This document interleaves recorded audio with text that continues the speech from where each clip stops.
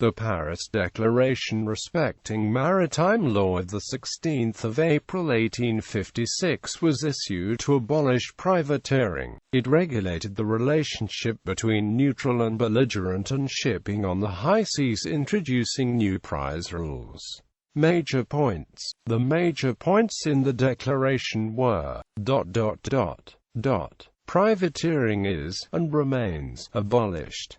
The neutral flag covers enemy's goods, with the exception of contraband of war. Neutral goods, with the exception of contraband of war, are not liable to capture under enemy's flag. Blockades, in order to be binding, must be effective, that is to say, maintained by a force sufficient really to prevent access to the coast of the enemy. The present declaration is not and shall not be binding, except between those powers who have acceded, or shall accede, to it. History. On the conclusion of the Treaty of Paris, which was signed on 30 March 1856, putting an end to the Crimean War, the plenipotentiaries also signed this declaration at the suggestion of Count Walewski, the French plenipotentiary. The declaration is the outcome of a modus vivendi signed between France and the United Kingdom in 1854, originally intended for the Crimean War. These two powers had agreed that they would not seize enemy goods on neutral vessels nor neutral goods on enemy vessels.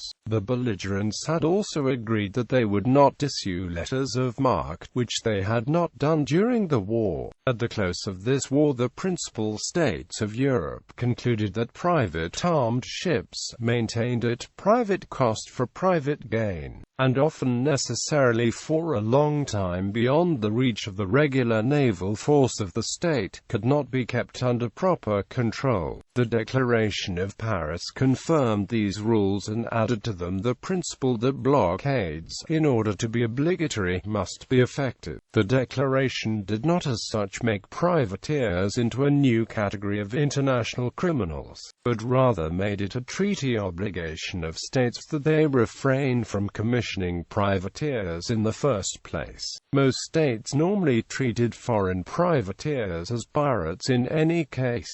Ultimately, 55 states ratified the declaration, including the United Kingdom, Austria, France, Prussia, Russia, Sardinia, and the Ottoman Empire. This treaty established maritime law among the major powers of Europe. It represented the first multilateral attempt to codify in times of peace rules which were to be applicable in the event of war. This declaration bound only its signatories when at war with each other, and lets them free to use privateers when at war with other states. The United States, which aimed at a complete exemption of non-contraband private property from capture at sea, withheld its formal adherence in 1857 when its Marcy Amendment was not accepted by all powers, chiefly as a result of British influence. The U.S. was also keen on maintaining privateers. It argued that, not possessing a great navy, it would be obliged in time of war to rely largely upon merchant ships commissioned as war vessels,